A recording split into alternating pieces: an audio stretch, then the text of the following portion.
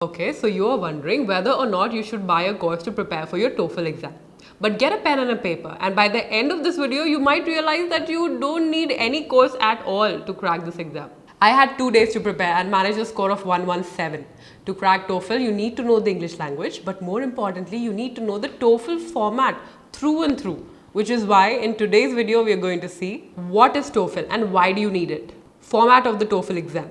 We are going to look closely at the type of questions that will appear in the reading, listening, writing and speaking sections, along with tips on how to answer these questions. My experience of giving the TOEFL exam, the at-home option in particular, and the issues I had faced that you should know about. And towards the end, I'll give you a bonus tip about what you can do next to be better prepared, along with pointing you to some free test sources. And if you like this video, make sure you hit that like button because that tells me that I should make more videos. Welcome to the ultimate course on TOEFL. Let's begin.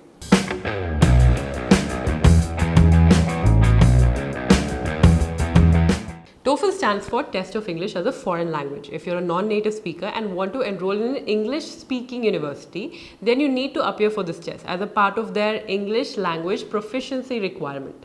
It's accepted in most universities around the world, but make sure you double check with the universities you want to apply to if they accept the TOEFL scores or not. And they have a validity of 2 years. As of today, you have the option of taking the test at home or at a test center. The cost is around $190. You can send the scores to 4 universities for free, after which you'll be required to pay $20 extra for each university you want to send the official scores to. $20 per university. Now let's quickly look at the overall format.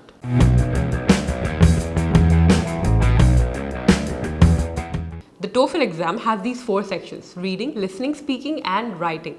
And these are all completed in one sitting. The duration is 3 hours, but allow yourself 3.5 if you're taking it at a test center.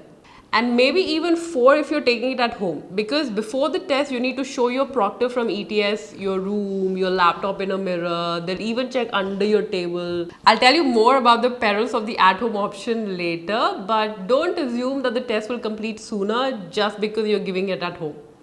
It might not. Coming to the format, if you go to the ETS website, you'll see that they've mentioned the test format like this. But this table is not going to make sense until we understand what to actually do within these time limits. So for each section, let's check out the different types of questions that can appear. We'll go through some sample questions provided on the ETS website. And I will share with you my personal tips and tricks on how to perform better in each of these sections. So let's dive right in.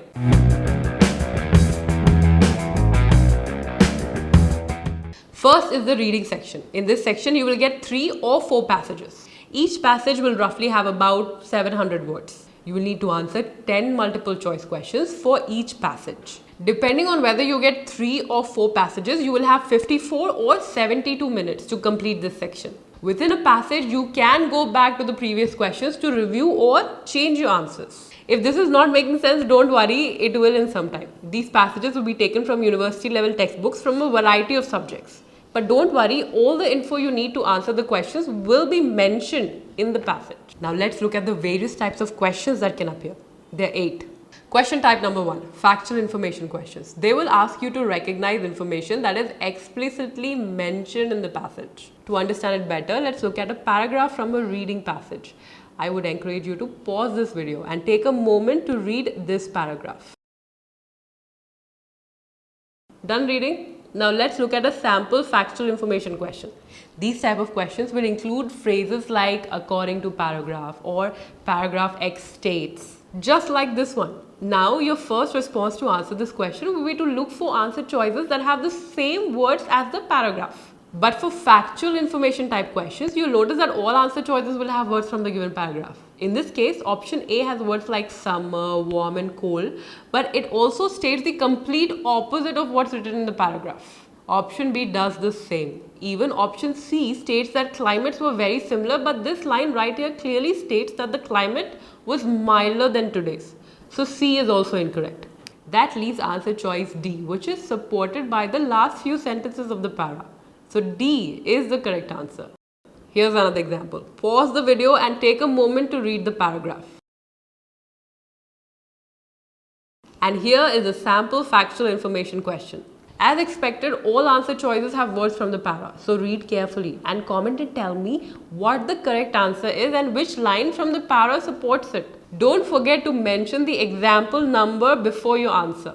I'll be waiting to read your comments. Question type number 2, negative factual information questions. These will be similar to factual information questions, except that 3 out of the 4 answers will be true and you'll have to pick which one is not. To understand it better, pause the video and read this paragraph. And here's a sample negative factual information question. You will notice that negative factual information questions will have words like not or except written in capital letters. Let's look at our answer choices. All of these features of the city are mentioned in the paragraph except for B. So B is the correct answer. Here's another example for negative factual information question. Pause the video and take a moment to read the paragraph. And here's the question. Comment to tell me what the correct answer is by mentioning the example number, which is example number 2, and your answer next to it, whether it's A, B, C or D. Question type number 3, inference questions. Unlike factual questions, inference questions ask you to identify information that is not explicitly stated in the paragraph. Let's look at an example to understand this better. Pause the video and take a moment to read this paragraph. And here is an inference question. You would notice that inference questions usually have words like infer, imply or suggest. To answer such questions, start by eliminating answers that you're sure are incorrect. In this case, we know for sure that A and B are incorrect because they state the opposite of what's mentioned in the paragraph. C is confusing because this line right here states that the center was a potential rival. But that doesn't necessarily imply that it had already emerged as an economical and political center. That leaves D, which is the correct answer, because this line right here states that due to volcanic eruption which covered its agricultural lands with lava, it was eliminated as a potential rival. This would have only happened if its economy relied heavily on agriculture. So D is the correct answer. So if inference questions sound confusing, then use the method of elimination to arrive at an answer. Question type number 4, rhetorical purpose questions. These are like inference questions where the answer is not explicitly stated, but the question is about why the author includes a particular piece of information or what is the author trying to convey. Let's look at an example to understand this better. Pause the video and take a moment to read the paragraph. And here's a sample rhetorical purpose question. To find an answer, look carefully at the beginning of each option, at the to clause, which will give you a fairly good idea of what the answer can be. For example, the answer cannot be D because from the para, we know that the author is raising some concerns and the tone is not really supportive. A is also not true because it states the opposite of what the author is implying. He questions that if cold-blooded animals could survive, why did dinosaurs, who were deemed by some scientists as hot-blooded, did not? So A is just twisting facts. So is C. Nowhere does the author imply that snakes, lizards or turtles were better than dinosaurs at maintaining livable body temperatures. That leaves B, which is the answer. The last few sentences confirm that the author is trying to question a hypothesis that climate change alone could have caused the extinction of dinosaurs. And he has used snakes, lizards and turtles as examples to question that hypothesis. Question type number 5, vocabulary questions. As the name suggests, they ask you to identify the meaning of a word or a phrase as it is used in a passage. Let's look at a sample question. Pause the video and take a moment to read this paragraph. And here's the question. Now the word disruption can mean any of these 4 options, but the question wants to know what does disruption mean in the context of this particular paragraph. So to answer this question, first read the sentences leading up to the word carefully and understand what are they trying to convey. Second, replace the 4 answer choices in place of the highlighted word and see which one sounds like a good replacement. Let's replace disruption with exhausted. It doesn't make sense here because climate can't be exhausted. Disturbance sounds like a good replacement. Modification is too neutral a word, especially for all the mayhem that is being talked about in the paragraph. And disappearance, well, no, not at all. That leaves B, disturbance, which is the correct answer. Let's look at another example. Pause the video and take a moment to read this paragraph. And here's the question. The word scores in the passage is closest in meaning to. Comment and tell me what you think the answer is. And don't forget to mention this example number next to your answer. Question type number 6, sentence simplification questions. They ask you to identify a sentence that best conveys the meaning of another sentence from a passage. Let's look at an example to understand this better. Pause the video and take a moment to read this paragraph. And here's a sample question. These questions can be a little tricky because all the options will have words and sentences that are similar to the passage sentence. Cascades of water is mentioned in 3 out of the 4 options. Crustal adjustments is mentioned in all of them. And so is the Mediterranean. Here's a tip. To answer these type of questions, skim through the passage and understand the chronology of events. So in this paragraph, first the Mediterranean started to evaporate.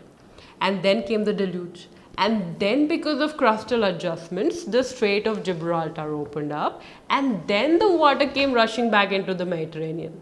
A is clearly not the answer because it states that first Strait of Gibraltar opened up and then crustal adjustments happened, which is wrong. B can be correct because it gets the cause and effect right. C sounds completely gibberish because it focuses more on the movement of water while completely missing out on the main crux of the sentence. And D also focuses on unimportant details. So B is the correct answer.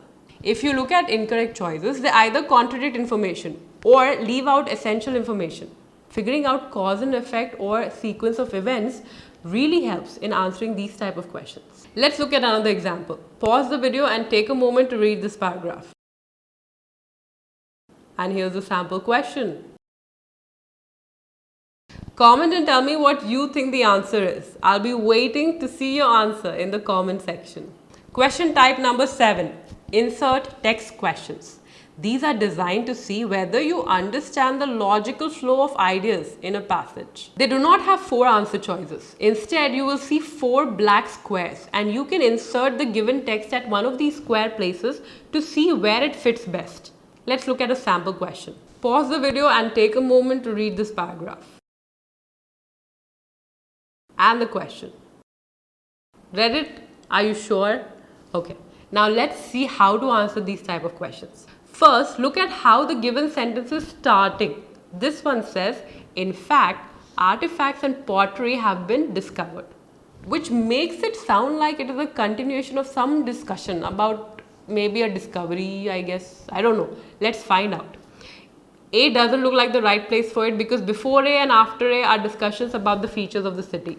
B is also not the right place for it because the discussion is still around city planning. C looks okayish, but it still doesn't look like it's the best place for it. But D is where our sentence, which is about the discovery of artifacts far away from the city, looks like a continuation of this sentence, which talks about having economic and religious contacts with most parts of Mesoamerica. So the answer to this question is D. Let's look at another example. Pause the video and take a moment to read this paragraph. Comment and tell me what you think the correct answer is and why. And do not forget to mention the example number before you answer. And finally, question type number 8, prose summary or fill in the table questions. I had the toughest time understanding what to do for this question while I was preparing for the exam. So listen carefully. Prose summary questions or fill in the table questions are designed to see if you know how to summarize the major ideas from a reading passage. There will be 6 answer choices and you will need to select 3 that convey the most important information. The rest 3 will either misrepresent information or they would mention minor details that might be true but irrelevant in the grand scheme of events, especially when compared to the other choices. The fill in the table questions, which are less common, will also be similar, but here you will need to drag and drop answers into 2 or 3 categories. You will get 1 prose summary or 1 fill in the table, but not both. Remember, for this type of question, you will need to look at the entire passage and not just one particular paragraph. Let's look at a sample question. Pause the video and take a moment to go through the entire reading passage.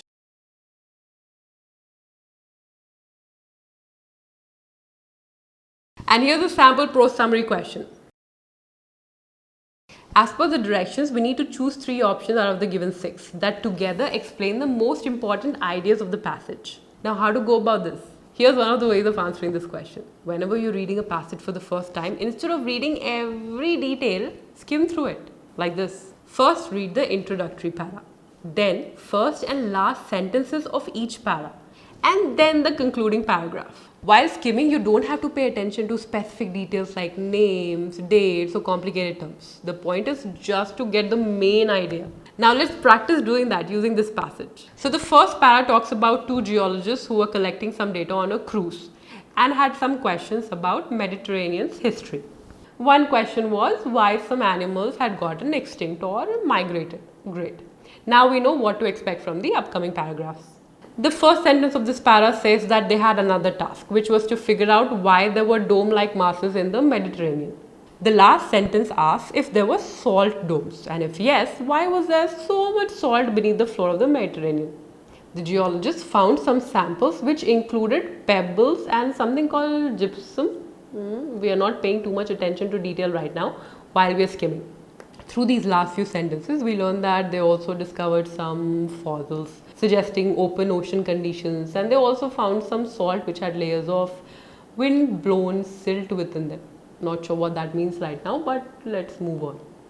After all these observations, they formed a hypothesis that the seaway linked to Atlantic was closed and the Mediterranean began to evaporate. This happened about 20 million years ago. But things changed around 5.5 million years ago when, due to crustal adjustments, the Strait of Gibraltar opened up and Mediterranean was full again. As a result, it turned hardened salt flats into pebbles, organisms returned to life, basically everything was hunky-dory again. So all that salt, the changes in fauna and the gravel are evidence that the Mediterranean was once a desert. Now that we have skimmed through the passage and have a broad understanding of what it is about, let's look at our answer choices. Looks like option A pretty much sums up what the first two paragraphs are about. So A is correct. Coming to option B. Nowhere does the passage mention that researchers were concerned about finding which new species had migrated from the Atlantic. So B is not correct. It is also not mentioned that these scientists were the first to discover this, so C is also not correct. D talks about the features of the samples that were discovered during the expedition. It does look like a good answer option. Option E sums up what paragraphs 4 and 5 states. So E is correct. Option F is completely false. The salt domes did not open the straits. Crustal movements did. Looks like we have our answers A, D and E. If you have the time, I would suggest going through the paragraph carefully the second time to confirm that you did get the main ideas and that your answers are in fact correct. So while I was preparing for my TOEFL, I wrote down a few tips to look at right before the exam. There's this one tip that I had noticed after giving a couple of mock tests. It says, for summary questions, ignore statements that might be true but are too specific. The correct answers almost always cover information from multiple sentences or multiple paragraphs from the passage. Not a bad observation, I must say. I encourage you to write your own tips at the end of this video. So those were the 8 types of questions that can appear in this section.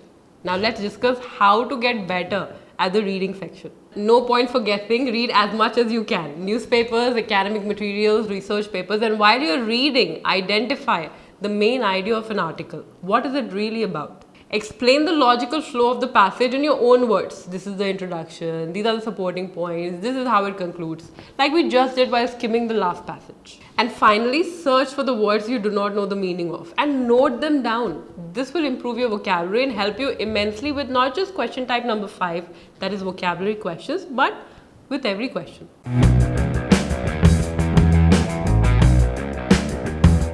Next is the listening section, in which you will hear either a lecture or a conversation between two people. There will be 3 or 4 lectures, each 3 to 5 minutes long, and you will have to answer 6 questions per lecture. And there will be 2 or 3 conversations between 2 speakers, each 3 minutes long. And you will have to answer 5 questions per conversation. Here are a few things that make this section tricky. You will hear the conversation and lectures just once. Unlike the reading section, you cannot go back to the previous questions to review or change your answers. But you can take notes while you're listening to an audio clip to help you remember. And you will have 41 to 57 minutes to complete this section. You probably noticed that in the reading and listening sections, the testing time and number of questions vary. This is because every test includes some extra questions that are being evaluated by ETS for use in future tests and do not count towards your score. But you won't know which ones they are, so do your best on all of them.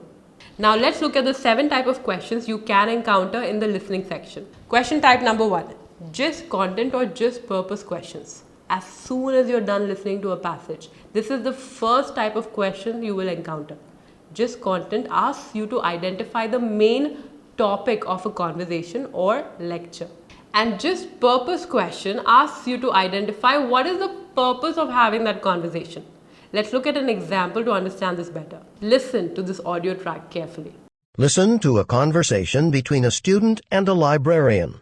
Hi, I'm new here. I couldn't come to the student orientation, and I'm wondering if you can give me a few quick pointers about the library. I'd really appreciate it. Sure, I'd be glad to. What's your major area of study? Latin American literature. Okay. Well, over here's the section where we have language, literature, and the arts. And if you go downstairs, you'll find the history section. Generally, the students who concentrate in Latin American literature find themselves researching in the history section a lot.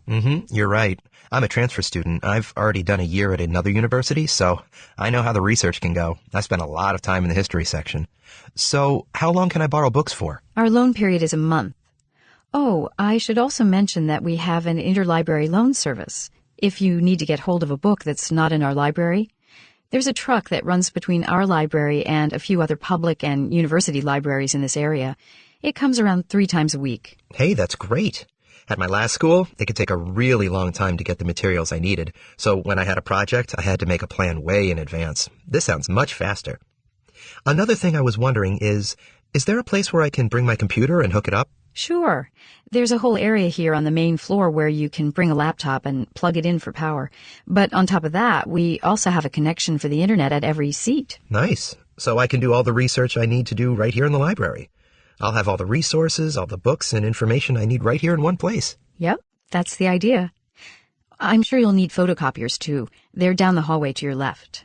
We have a system where you have to use a copy card, so you'll need to buy a card from the front desk. You insert it into the machine and you're ready to make copies. How much do you guys charge? 7 cents a copy. Oh, that's not too bad. Thanks.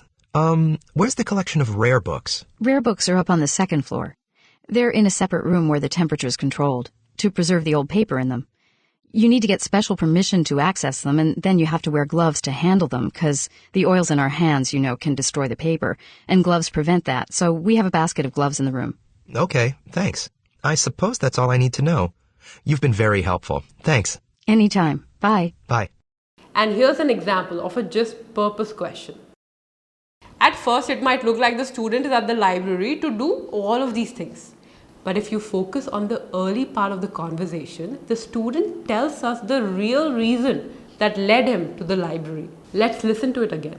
Hi, I'm new here. I couldn't come to the student orientation, and I'm wondering if you can give me a few quick pointers about the library. I'd really appreciate it. Sure, I'd be glad to. Now that we look at our choices, the correct answer is A. So always focus on the first statement and note down why exactly is a conversation happening. Sometimes you might have to choose 2 out of 4 options if there are 2 main ideas being discussed. Question type number 2, detailed question. As the name suggests, these questions ask for a specific detail that has been explicitly stated during a lecture or a conversation. It might not be as trivial as a year or time, but it will be an important detail. Let's look at a sample question to understand this better. Here's a part of the conversation that we have heard already. Oh, I should also mention that we have an interlibrary loan service. If you need to get hold of a book that's not in our library, there's a truck that runs between our library and a few other public and university libraries in this area. It comes around 3 times a week. Hey, that's great. At my last school, it could take a really long time to get the materials I needed, so when I had a project, I had to make a plan way in advance. This sounds much faster. And here's a sample detail question. The student explicitly states that the interlibrary loan service at his last school was inconvenient, which makes C the correct answer. So while you're listening, take notes, sure, but also listen carefully so that you don't miss out on some important details. Question type number 3, function questions. The answer of this type of question is not explicitly stated, but is meant. For example, when someone says, "No way," It can mean that the speaker is saying that there is no other way, or it can also mean that the speaker is finding something hard to believe and is using no way to express disbelief. So to answer function questions, we need to understand what does the statement mean in a particular context. Let's look at an example. Here's an excerpt from the previous conversation. Listen again to part of the conversation, then answer the question. I'll have all the resources, all the books and information I need right here in one place. Yep, that's the idea. Which sentence best expresses what the librarian means when she says this? Yep, that's the idea. And here's the question. One of the ways to answer this question is to understand the intention of a conversation. Is the speaker arguing, agreeing, directing, recommending? We know that in this case, the librarian is confirming what the student is saying. So the correct answer is D. Question type number 4, attitude question. Very similar to function questions, attitude questions ask you to identify the speaker's attitude or emotions, things that are not explicitly stated. To understand it better, let's first listen to a part of a lecture. And while you're listening to the audio, pay attention to the tone of the speaker. Listen to part of a lecture in a literature class. Today, I'd like to introduce you to a novel that some critics consider the finest detective novel ever written. It was also the first. We're talking about The Moonstone by Wilkie Collins. Now, there are other detective stories that preceded The Moonstone historically, notably the work of Poe, Edgar Allan Poe's stories, such as The Murders in the Rue Morgue and The Purloined Letter. Now, these were short stories that featured a detective, probably the first to do that. But The Moonstone, which follows them by about 20 years, it was published in 1868, this is the first full-length detective novel ever written. Now, in The Moonstone, if you read it as, come to it as a contemporary reader, what's interesting is that most of the features you find in almost any detective novel are, in fact, already present. It's hard at this juncture to read this novel and realize that no one had ever done that before, because it all seems so strikingly familiar. It's really a wonderful novel, and I recommend it even just as a fun book to read if you've never read it. In The Moonstone, as I said, Collins did much to establish the conventions of the detective genre. I'm not going to go into the plot at length, but, the basic setup is there's this diamond of great value, a country house. The diamond mysteriously disappears in the middle of the night. The local police are brought in an attempt to solve the crime, and they mess it up completely. And then the true hero of the book arrives. That's Sergeant Cuff. Now, Cuff, this extraordinarily important character, let me try to give you a sense of who Sergeant Cuff is by first describing the regular police. And this is the dynamic that you're going to see throughout the history of the detective novel, where you have the regular cops who are well-meaning but officious and bumblingly inept. And they are countered by a figure who's eccentric, analytical, brilliant, and able to solve the crime. So first, the regular police get called in to solve the mystery. In this case, Detective Superintendent Seagrave. When Superintendent Seagrave comes in, he orders his minions around. They bumble and they actually make a mess of the investigation, which you'll see repeated. You'll see this pattern repeated. Particularly in the Sherlock Holmes stories of a few years later, where Inspector Lestrade, this well-meaning idiot, is always countered by Sherlock Holmes, who's a genius. So now Cuff arrives. Cuff is the man who's coming to solve the mystery. And again, he has a lot of the characteristics that future detectives throughout the history of this genre will have. He's eccentric. He has a hobby that he's obsessive about. In this case, it's the love of roses. He's a fanatic about the breeding of roses. And here, think of Nero Wolfe and his orchids, Sherlock Holmes and his violin, A lot of those later classic detective heroes have this kind of outside interest that they go to as a kind of antidote to the evil and misery they encounter in their daily lives. At one point, Cuff says he likes his roses because they offer solace, an escape from the world of crime he typically operates in. Now, these detective heroes, they have this characteristic of being smart, incredibly smart, but of not appearing to be smart. And most importantly, from a kind of existential point of view, these detectives see things that other people do not see. And that's why the detective is such an important figure, I think, in our modern imagination. In the case of the Moonstone, I don't want to say too much here and spoil it for you, but the clue that's key to the solving of the crime is a smeared bit of paint in a doorway. Of course, the regular police have missed this paint smear or made some sort of unwarranted assumption about it. Cuff sees this smear of paint, the place where the paint is smeared, and realizes that from this one smear of paint, you can actually deduce the whole situation, the whole world. And that's what the hero in a detective novel like this brings to it that the other characters don't. It's this ability to see meaning where others see no meaning, and to bring order to where it seems there is no order. And here's a sample attitude question. While answering such questions, it's important to identify the tone of the speaker.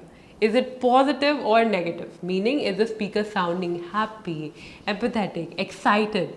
Or is the speaker sounding angry, embarrassed, disappointed, doubtful? From the audio clip, we know for sure that the tone of the speaker is positive because throughout the lecture, the speaker praises the novel and recommends reading it. The author also mentions that this novel is the first of its kind, multiple times. So the correct answer is A. Question type number 5, organization questions. They focus on how a lecture has been organized, what examples were mentioned, and how those examples were driving what point. Let's listen to an excerpt from the same lecture as earlier. In the case of the Moonstone, I don't want to say too much here and spoil it for you, but the clue that's key to the solving of the crime is a smeared bit of paint in a doorway. Of course, the regular police have missed this paint smear or made some sort of unwarranted assumption about it. Now let's look at a sample question. The question wants to find out if you understand why the smeared bit of paint in the doorway has been mentioned. What point is it driving?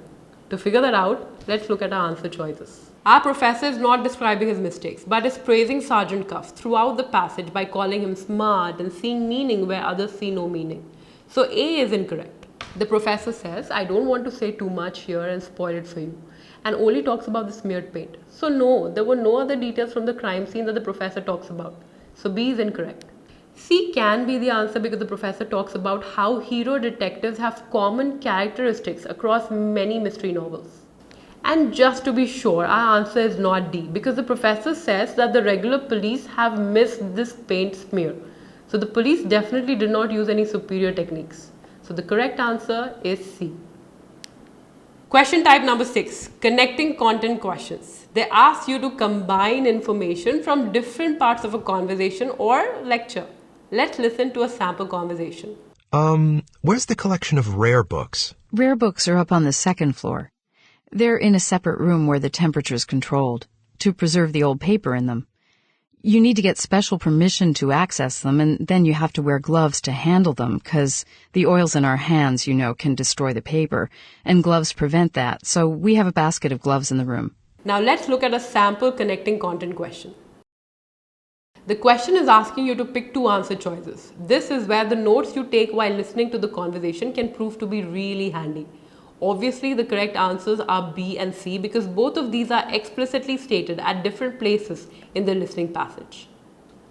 Hence, taking notes effectively while listening to the audio clip becomes extremely important, and we're going to see how to do that in a moment. And finally, question type number 7, inference questions. These questions are designed to see if you understand the meaning of something that's not explicitly stated in a lecture or conversation. Let's listen to a part of that Moonstone lecture again. Well, let me try to give you a sense of who Sergeant Cuff is by first describing the regular police. Now let's look at the sample inference question.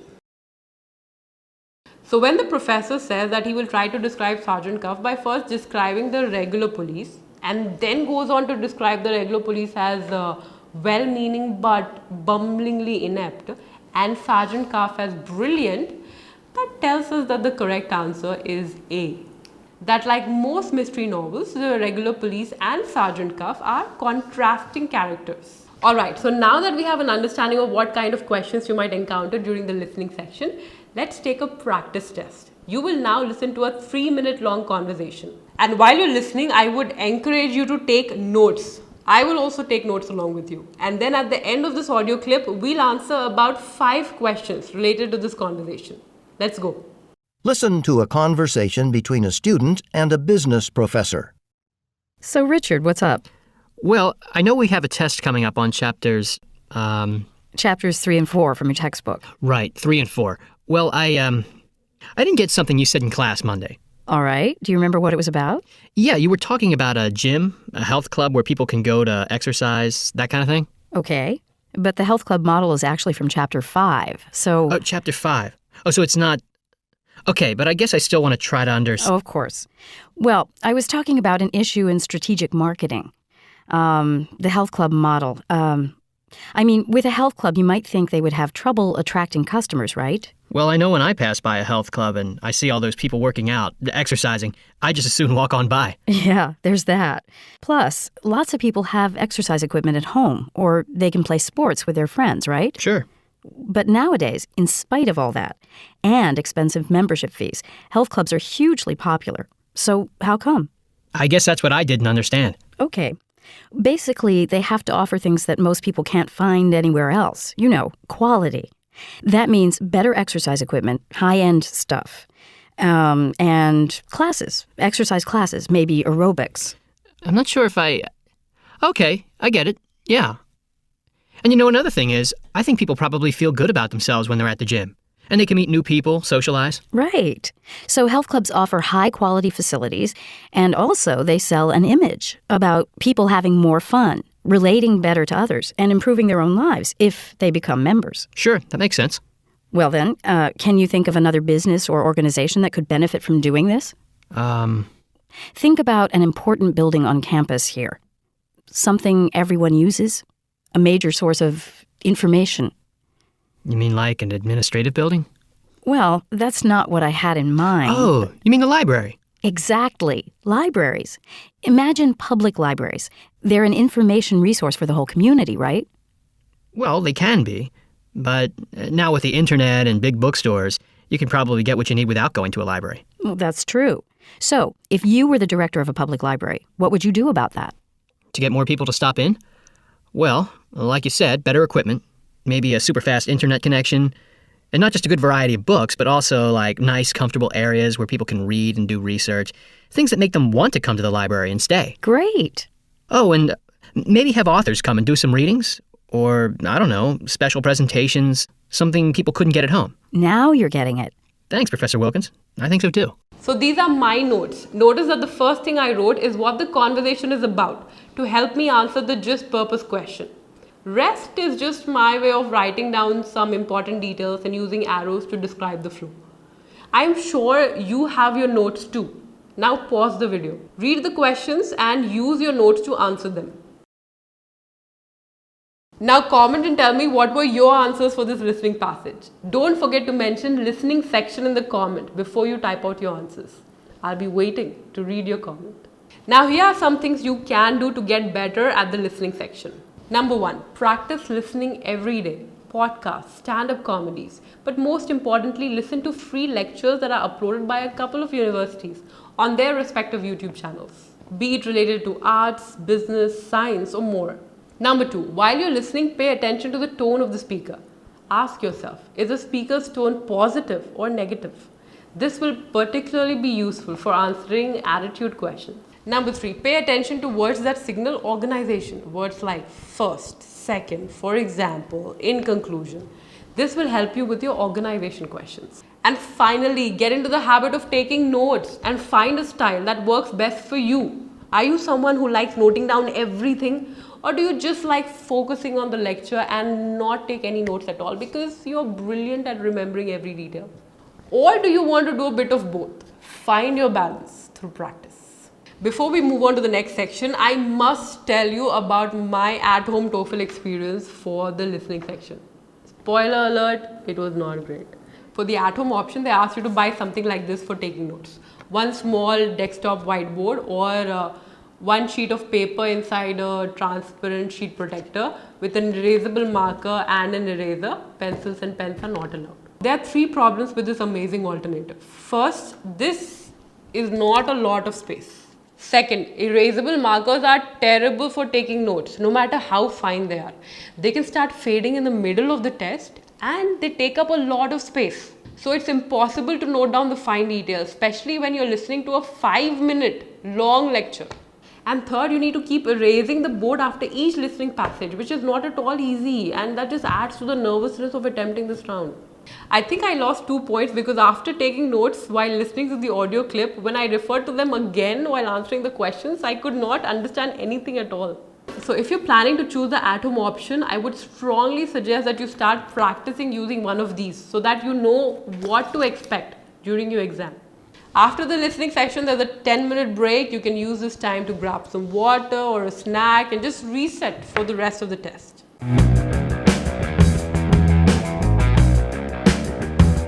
Next is the speaking section. If you're like me, you're scared of this round the most. But I must admit that after a few practice tests, attempting this round was not as scary as I expected it to be. So let's practice right now. This section will have 4 tasks, which would try to replicate how you would speak in real life situations, both inside and outside a classroom. The first task is called the independent speaking task. You'll be given a topic and you'll have to speak about it for 45 seconds. Tasks 2 and 4 are called integrated speaking tasks because you'll first read and then speak, or you'll read, listen and then speak. You'll have 17 minutes to complete this section. Now let's look at these 4 questions in detail. Question type number 1, independent speaking. For this task, a topic will appear on your screen. Then you will get 15 seconds to organize your thoughts about what you're going to say, and then 45 seconds to speak your answer. In the topic, you're usually presented with 2 options or situations, and you will be asked to choose and explain which option you prefer and why. Let's look at a sample topic. Now here are some tips to answer this type of question. Pick a side and quickly jot down whatever ideas come to your mind. For example, let's assume I'm going to say that I like going out. So a few ideas that I'll jot down are discover new place, friends are like me, COVID was all indoors, new cafes in my city, chocolate fondue cafe. Or let's assume I'm going to say that I like staying indoors. So a few ideas that I might jot down are COVID changed my personality, more hygienic, order from multiple cafes, avoid waiting for tables, more time talking to friends. Remember, there's no right or a wrong option. You can pick whatever you like. You just need to communicate the reasons for your choice clearly. Also, 15 seconds is very less time. Instead of writing whole sentences, just jot down bullet points that will help you remember what to say next. Tip number 2, while you're practicing, prepare a skeleton that will help you present your answer. For example, let's assume my skeleton is this. I'll start by saying, I think it's better to say spend time with friends at a restaurant, and then I'll state the first reason why I think so. The reason I think so is because. If I have another reason or example, I'll use a connecting word like also, secondly, apart from that, on the other hand. And I'll conclude by saying, so those were the 2 reasons, or that's the main reason why I think it's better to visit a restaurant with friends instead of at home. Preparing a skeleton for yourself and practicing using it will help you stick to the time limit and also be prepared for any question that might get asked. Tip number 3, and I cannot stress this enough, stick to just 1 or 2 points while explaining your stance. I'm sure you can think of multiple reasons why you would prefer restaurant versus home or vice versa.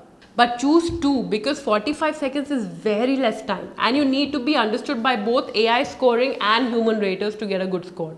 So if I were to attempt this question, I would refer to my notes where I had quickly jotted down some ideas, and this is how I would answer it. In my opinion, it's better to spend time with friends at a restaurant or a cafe.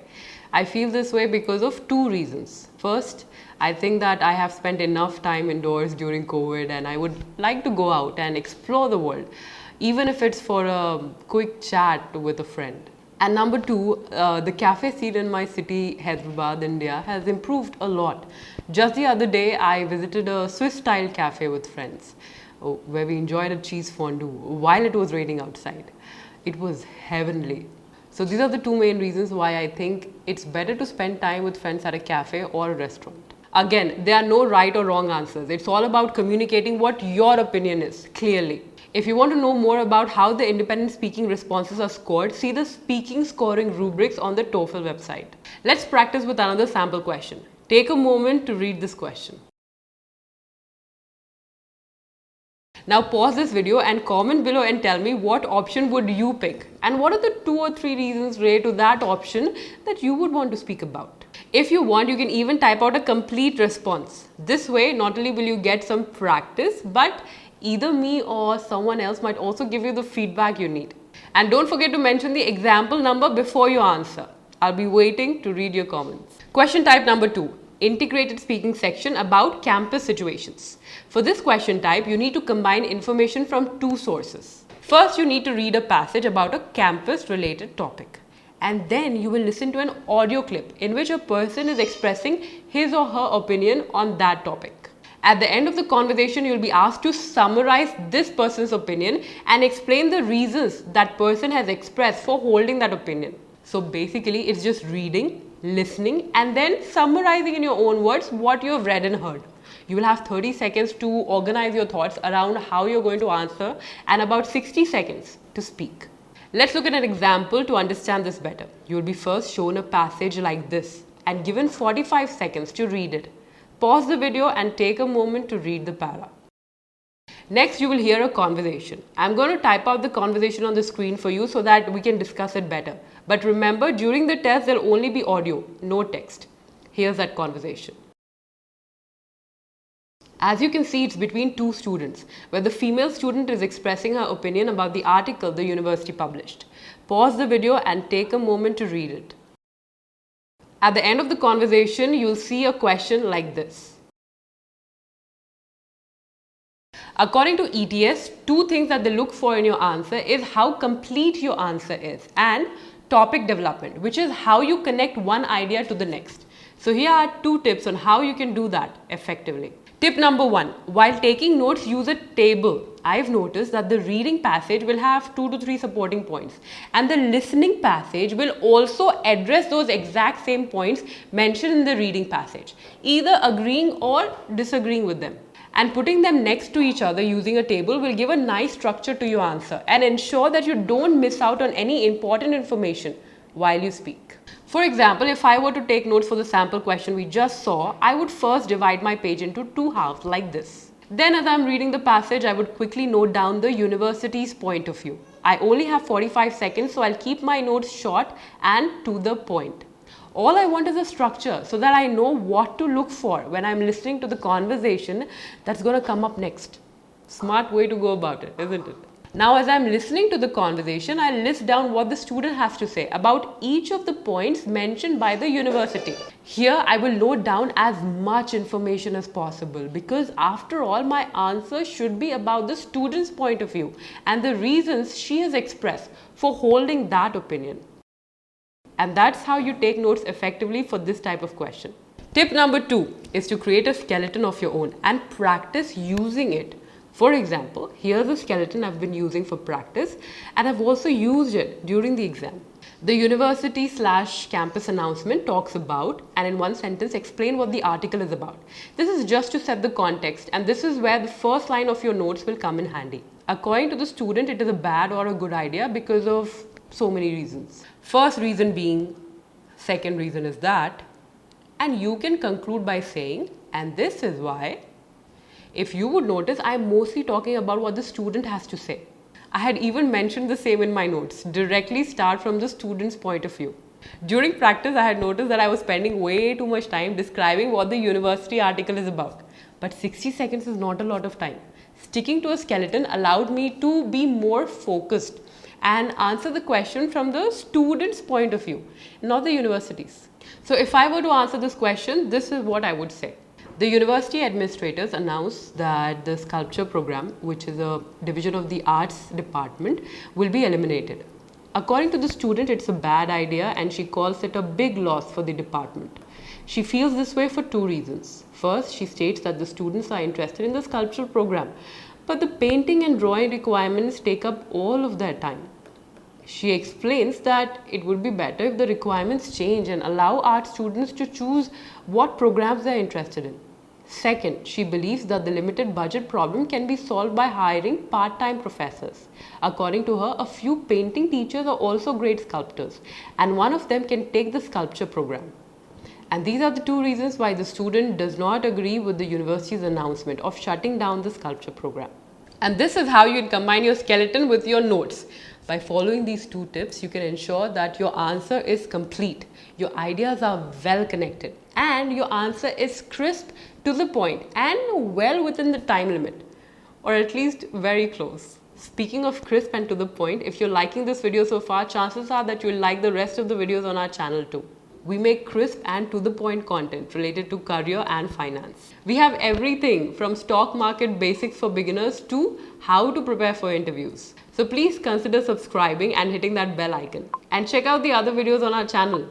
I mean, after you're done with your TOEFL exam, you won't regret it.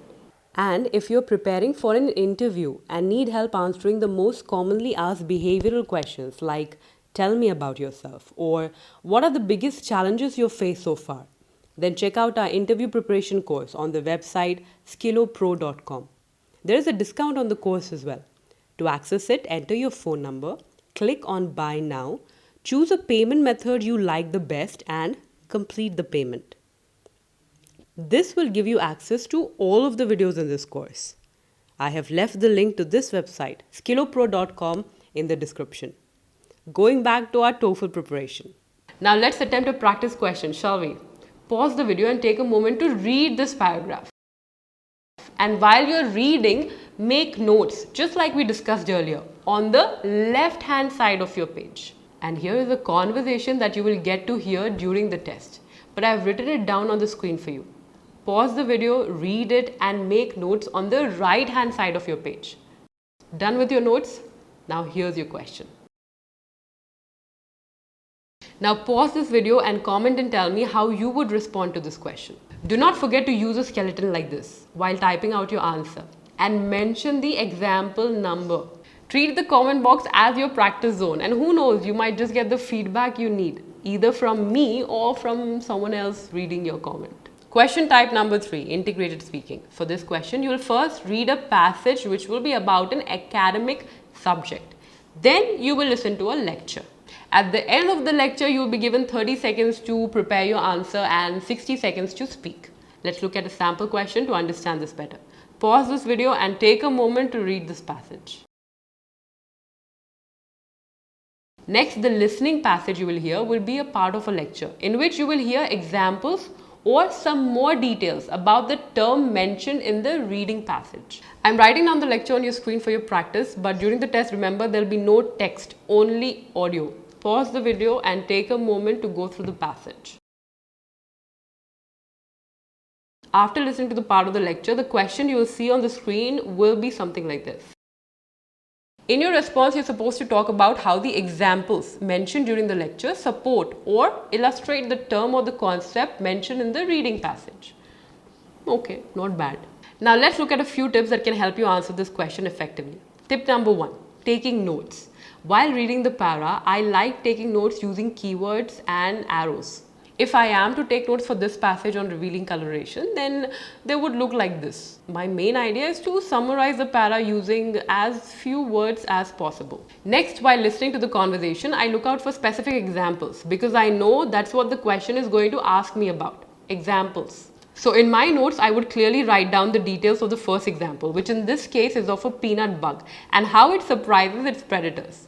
I'll then clearly write down the second example, which is of a butterfly and how revealing coloration protects the butterfly when it gets attacked by birds. Now my notes have all the information that will help me answer this question when it's time to speak.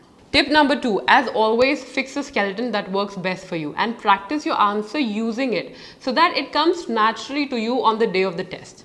This is the skeleton I had used for practice. Start by mentioning what the paragraph is about. From the article about so and so, we learn that so and so.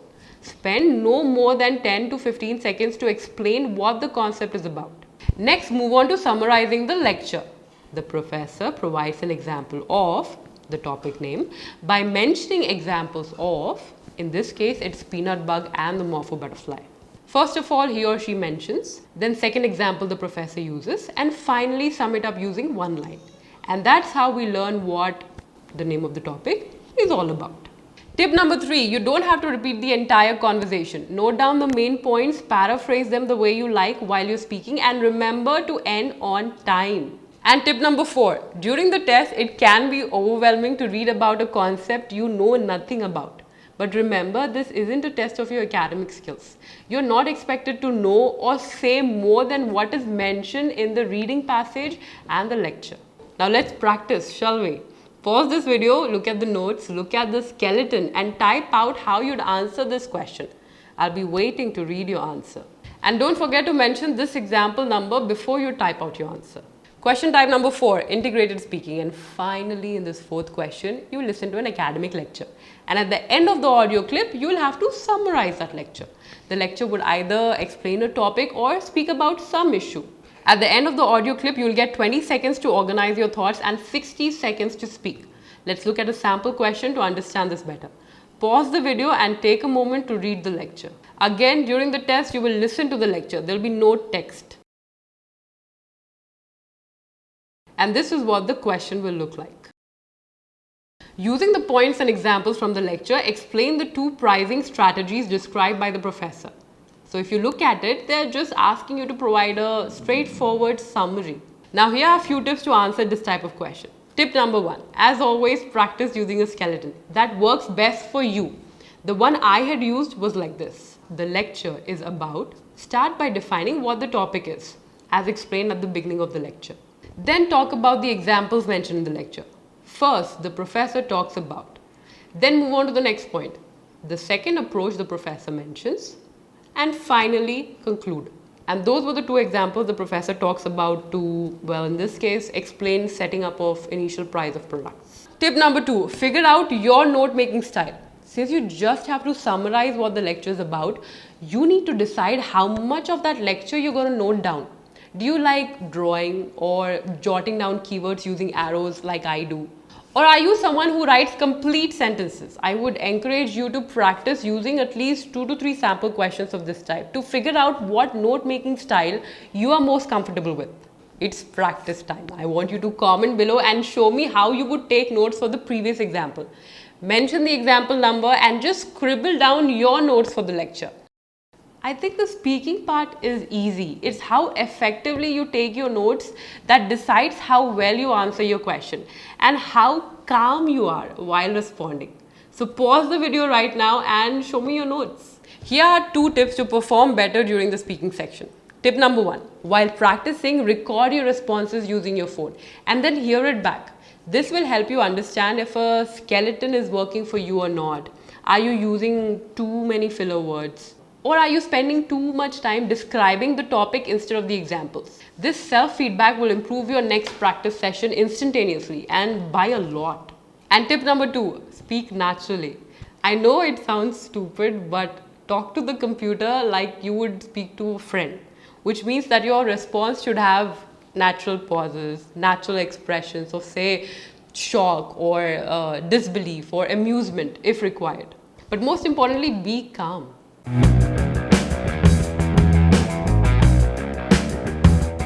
And finally, it's time for the writing section. There will be 2 writing tasks. Number 1, integrated writing, in which you will first read a short passage, then you listen to a short lecture. You will then be asked to write a response summarizing what you read and heard. And you will have 20 minutes to complete this task. Next will be independent writing, in which you will be given a topic and you will have to write an essay expressing your opinion on that topic. You'll have 30 minutes to complete this task. Overall, you'll have 50 minutes to complete the writing section. Let's look at each of the question type more closely. Integrated writing task. For this task, you will first read a passage about a topic. Next, you will listen to a lecture where the speaker will talk about the same topic but from a different perspective for about 2 minutes. Remember, you will not be able to listen to the conversation again. So it's important that you take notes effectively while listening to the audio clip. Let's look at a sample question. Your reading passage will look something like this, and you will have 3 minutes to read it. Pause this video and take a moment to read the passage. You don't need to memorize this para because you will see it again when it's time to write. But make a note of the main points from the reading passage so that you know what you can expect from the lecture. We'll practice how to do that in a moment. Your listening passage will be something like this. Remember, in the test, there'll just be audio and no text. But for practice, pause this video and take a moment to read this lecture. At the end of the lecture, the reading passage will reappear on your screen along with a question like this. In general, the question is asking you for a straightforward summary where you need to combine information from the lecture and from the reading passage. There's no maximum length, but having 150 to 225 words in your response is considered decent. Now that we understand the format of this question, let's look at a few tips to answer it. Tip number 1, as we had discussed for question type number 2 of listening section, for integrated tasks like these, it's best to divide the page into 2 halves. One half is for the reading passage notes and the other half for the listening passage notes. Here's how I would note down some important points from the reading passage on the left hand side of the page. I will not be using too many words because the reading passage will reappear when I begin typing my answer. But I must jot down the main points so that I know what to expect from the lecture. Next comes the lecture, and while I'm listening to the audio clip, I have the habit of noting down as many sentences as I can. I'll first write down whether the professor agrees or disagrees with the reading passage. And then I will write down the explanation given by the professor for each of the points mentioned in the reading passage. Just like this. Don't worry about grammar while you're making notes and use abbreviations and short forms to try and keep up with the speed of the lecture. Just make sure you use short forms that you will later understand when you need to look back at your notes while writing. Alright, so now that I have notes from both reading and listening passages structured nicely next to each other, it's time to write. Which brings us to tip number 2. One of the things that raters look for is how organized your writing is. So to do that, make sure you divide your answer into multiple paragraphs, beginning with an introduction and then a different para for each supporting point. Add transitional words like first, second, third to help the reader follow your writing clearly. Tip number 3. In an English language test, it doesn't hurt to show off your vocabulary and your sentence formation skills. So if you have the time, go through your answer and see if you can add a few smart sentences or use better vocabulary or add more detail. Tip number 4, and the final and the most important tip, is to proofread your answer as many times as possible within the given time limit. A few grammatical or spelling mistakes here and there might not hurt your score that much, but why take the risk? In fact, pause this video, proofread my response and comment and tell me what grammatical mistakes I have made in this paragraph. I'll be waiting to have my essay proofread by you. Don't forget to mention the example number and the section before you answer. And finally, for the last question type, the independent writing task. The rules are simple for this one. You will be given a topic and you will have to type out your opinion related to that topic while providing specific examples and reasons for holding that opinion. Let's look at a few sample questions. You will have 30 minutes to write your essay. There's no maximum length, but a good response is usually 300 to 400 words long. Now let's look at a few tips that can help you answer a question like this. Tip number 1, first create a quick structure. Let's say you disagree with the statement that television advertising directing young children should not be allowed. Type out 3 reasons justifying your opinion. Let's say you think that kids can't really be influenced at that age, that those ads would be good entertainment for kids, that some products have to target kids to promote themselves and look appealing to parents. Tip number 2, after you're done typing out a structure, now go on and add a little more detail to these reasons. Or better yet, type out an example next to each of these points. Tip number 3, now expand on these points and write the first draft without worrying about grammar or sentence correction. This is how my first draft looks like. After noting down the main structure, I have just added a few more examples and tried to provide an explanation for a couple of points. This essay is far from done. It has a lot of grammatical errors and a lot of sentences are redundant. And that's okay because it's just the first draft. And finally, tip number 4 is to keep refining your first draft until your 30 minutes are up. Remove grammatical errors, use better words, better transitions, remove redundancy. What you don't have to worry about is the correctness of your opinion. For example, I'm not even sure if TV ads catering to kids would manage to be as entertaining as Cocomelon songs. But that's what came to my mind when I think about kids and entertainment. So yeah, your opinion cannot be right or wrong. It's just an opinion. But you have to make sure that you're communicating the reasons for holding that opinion clearly. It's time to do some practice. Comment below and tell me what is your opinion on this topic. Do you prefer traveling alone or with a companion? And comment and tell me 3 reasons why you hold that opinion. Because this is the only tip I have if you are having trouble with the writing section. Practice more. Writing, like any other skill, can be mastered through practice. So pick topics, create a structure, add details, and keep making changes to it. Hopefully, the tips we've discussed today will help you refine your writing and get better every day. You can make a start right now by typing down below the structure you will start with for this example. I'll be waiting to read your comments.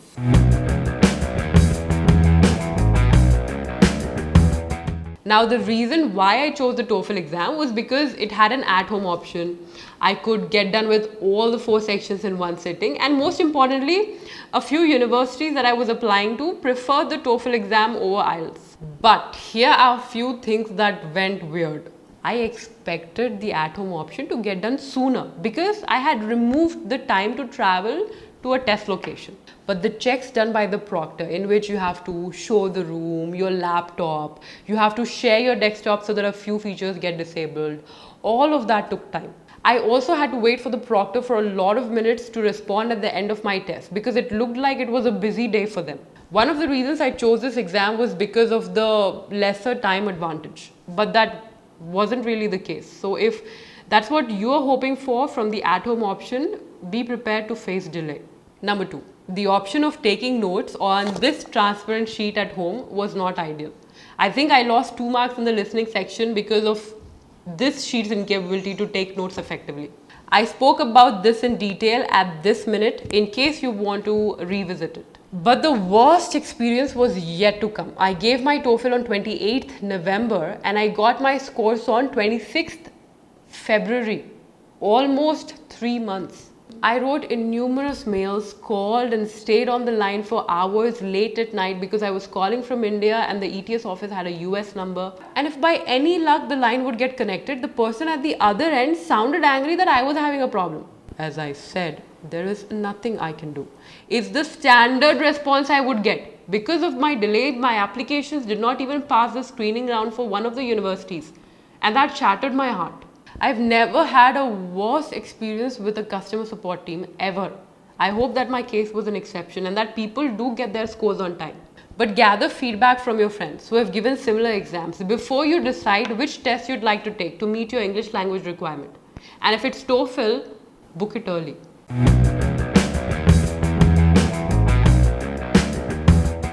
I've realized that TOEFL is less of an English language test and more of a test to find out if you're familiar with the TOEFL format or not. And the only way to get past that is to know exactly what to expect when you enter the test center.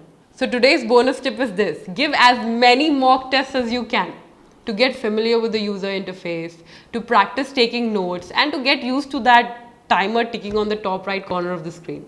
As promised, here are a few places that you can look at for further resources and free mock tests.